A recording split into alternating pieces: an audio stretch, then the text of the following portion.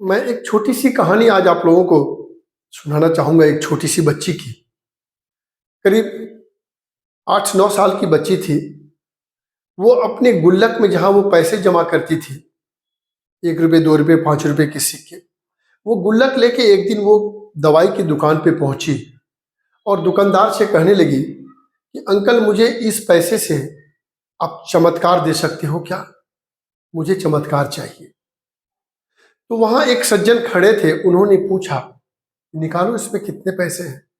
उसने गुल्लक से पैसे फोड़ के निकाला, देखता है उसमें ₹19 थे टोटल। उस बच्ची से उन सज्जन ने पूछा कि तुम्हें ये किसने बोला कि चमत्कार खरीदना है? तो उस बच्ची ने जवाब दिया कि मेरा भाई है, वो मुझसे बड़ा है 3 साल, और वो हॉस्पिटल में काफी दिनों से है, और वहां के डॉक्टर ने शायद मेरे पापा को, मम्मी को बोला कि इसे चमत्कार बचा सकता है, क्योंकि मेरे पापा मम्मी बात कर रहे थे घर में, अब तो उसे चमत्कार ही बचाएगा।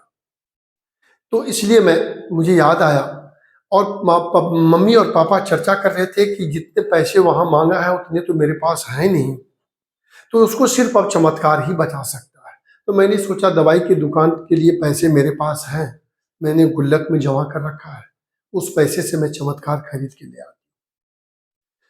संजोग से उस सज्जन ने कि बोला ठीक है, तुम ये पैसे रख लो अपने पास, मैं तुम्हारे पास चमत्कार भेज दूंगा।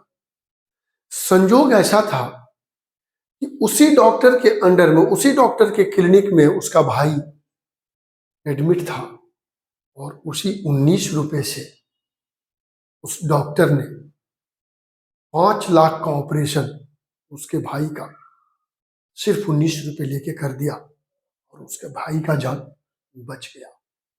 दोस्तों, ये कहानी उन बच्चों के लिए है जिसने अपने माँ बाप की भावना को ऐसे समझा, क्योंकि सबको पता है कि बच्चे जो होते हैं वो भगवान के रूप होते हैं, और उसने सिर्फ इतनी बात सुनी घर में अपने माँ बाप से कि डॉक्टर को देने के लिए तो पैसे अपने पास है नहीं, तो अब तो सिर्फ उस बच्चे को चमत्कार ही बचा सकता है।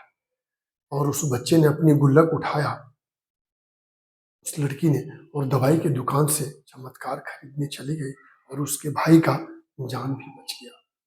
तो दोस्तों, कहते हैं मारने वाले से बचाने वाला भी बहुत बड़ा होता है। यही सीख हमें मिली इस कहानी से।